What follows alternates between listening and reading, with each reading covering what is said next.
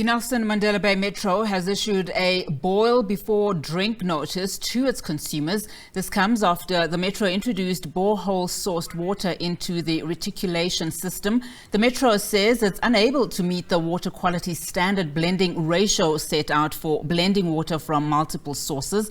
Low dam levels have affected abstraction rates and reservoir levels. We're now joined via Zoom by Andrew Lucas. He's the Director for Water Regulation and Use at the Department of Water and Sanitation in the Eastern Cape. So thank you so much for your time this afternoon. Now, of course, it is National Water Month, and the Minister of Water, Minister Mchunu, reminded and reiterated, of course, that this country is a water scarce country. But let's now talk about the situation, across the country. As you've just heard in that previous clip, there are challenges with water. Talk to us specifically about the Eastern Cape. What is the situation there with the water shortages and challenges? Good afternoon. Yes, water is never a boring field. And in the Eastern Cape alone, we're experiencing flooding in one half of our province, and we're also still experiencing drought in the other half of the province. So we've got both areas right now. We need people to be very conscious of conserving water, but at the same time also being very careful with heavy rains and crossing of low bridges, because these can be quite hazardous. And of course, this situation comes at a time when this country is also dealing with a cholera outbreak, in several provinces. So it does become quite intriguing when you hear of metros that have introduced a boil before you drink notice. Speak to us about that then. In my introduction, we said that the Metro introduced borehole-sourced water into the reticulation system. What exactly does that mean, especially as it relates to their water challenges? Okay, we need to understand that Nelson Mandela Metro is in a very severe drought. This has been ongoing for about 7 years. So the water resources are severely constrained, and under these drought conditions, they end up needing to implement restrictions on water use. If we are not able to comply with those restrictions, the allocation of water can be used up faster than anticipated. And then we need to move towards even a rationing situation. But to try and develop new water, Nelson Mandela has drilled a number of borehole schemes, and we've started to introduce those schemes as an additional water source.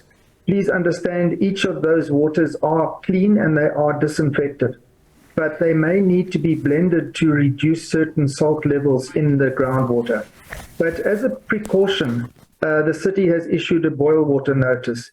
Please understand that's a precautionary measure and is a tool to communicate how serious the situation is with the users in that area.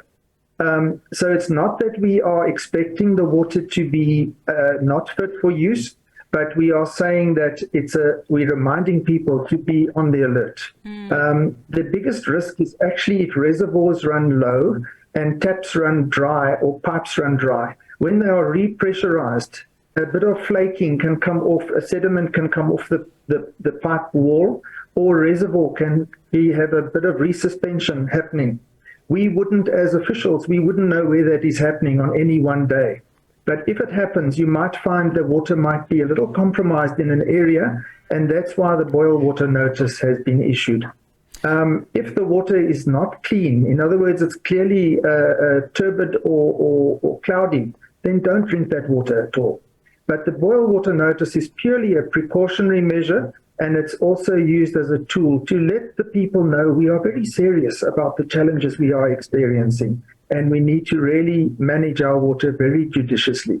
Now, if you look at the low dam levels, as we've been talking about now, and how they've, affected abstraction rates and reservoir levels, as you say, what role then does the department, particularly the role that you play in the water regulation and the use, what role do you play, especially as it relates to municipalities who are ultimately the custodians that have to distribute it to various households?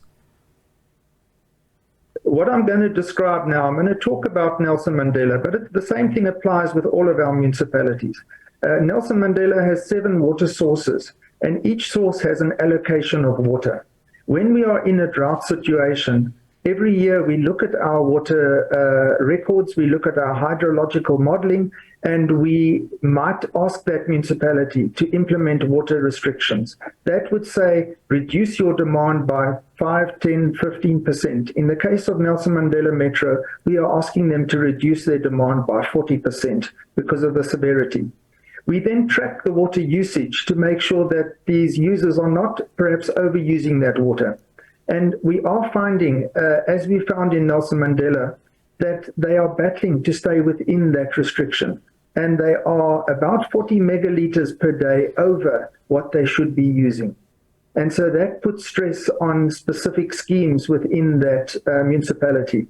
Now, in the case of Nelson Mandela Metro, the mayor has been on record to say one of their schemes, they can't pump from the dam at the moment, and they are putting a barge lower down on the dam so that we can have additional water pumped from what is called dead storage.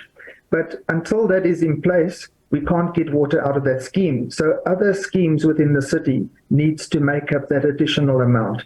That puts quite a lot of pressure on the ability to move water around the city. And I think that's what many of our municipalities are battling with, and what Nelson Mandela is battling with at the moment. So what needs to happen now, to remedy the situation? I know that you've obviously mentioned the biggest threat, which is the drought, but just looking at the fact that they are unable to reduce to your figure that you've just mentioned of 40%, could we possibly be facing a day zero situation in the Nelson Mandela Bay Metro? We are certainly doing all in our power, the municipal officials as well as the national department, to try and avoid that happening. But unfortunately, water, like anything else, needs to be stretched. When we reach such low levels, we need to stretch the water into the next rainy season. And so once we have passed a point of saying water restrictions, which is more a voluntary restriction, has not worked, we might have to go into a rationing stage. And that's where we are facing with Nelson Mandela, where certain of their schemes might actually be rationed to stretch the water into the next season. But there are other schemes like the Nooit Gedacht, which is ready to produce more water, but we need to be able to move that across the city to get it from where it's available to where it is needed amongst the communities. And I think that's the challenge of ensuring that the system is able to operate as an integrated system and move that water to where it is needed. And that's the intriguing challenge that is held at the moment with certain of our cities. Andrew, thank you so much for your time this afternoon. Really do appreciate it. Andrew Lewis is the Director for Water Regulation and Use at the Department of Water and Sanitation in the Eastern Cape.